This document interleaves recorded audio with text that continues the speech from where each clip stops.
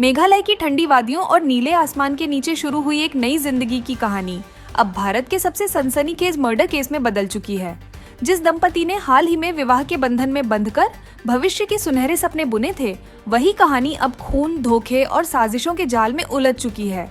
121 मई 27 वर्षीय राजा रघुवंशी और 24 वर्षीय सोनम रघुवंशी दोनों इंदौर, मध्य प्रदेश से अपनी शादी के बाद हनीमून मनाने मेघालय पहुंचे। शिलांग के एक गेस्ट हाउस में उन्होंने कमरा लिया। दोनों खुश थे, तस्वीरें खिंचवाई गईं और अगली सुबह यानी 22 मई को उन्होंने स्कूटी किराए पर लेकर चेरापूंजी के लिए प्रस्थान किया। रास्ते में एक स्थानीय गाइड को भी साथ लिया गया। शाम को उन्होंने एक छोटे से गांव में होमस्टे बुक किया। सब कुछ सामान्य लग रहा था, लेकिन अगले दिन कहानी बदल गई। 23 मई को जब कपल ने चेकआउट किया, उन्होंने गाइड को लौटा दिया।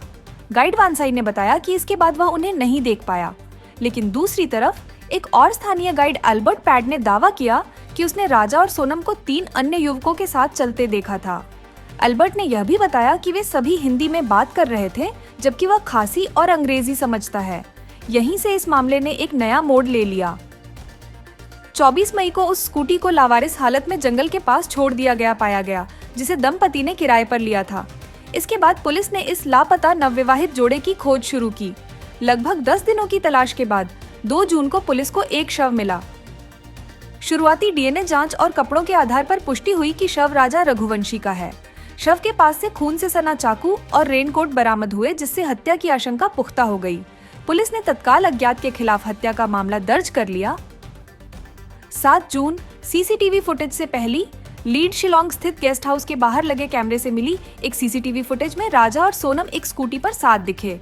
यही वो आखिरी रिकॉर्ड है जिसमें दोनों साथ नजर आते हैं। सोनम तब से लापता थी। उसके बाद 9 जून सोनम की लोकेशन मिली, यूपी के गाजीपुर में। गाजीपुर के एक ढाबे पर सोनम बेहोशी की हालत में पाई गई। वहां उसने ढाबा संचालक से अपने भाई को फोन कराया और फिर एसपी ईरज राजा की निगरानी में उसे मेडिकल के लिए भेजा गया। यह जानकारी जब सामने आई तो पूरा मामला तिरछा हो गया।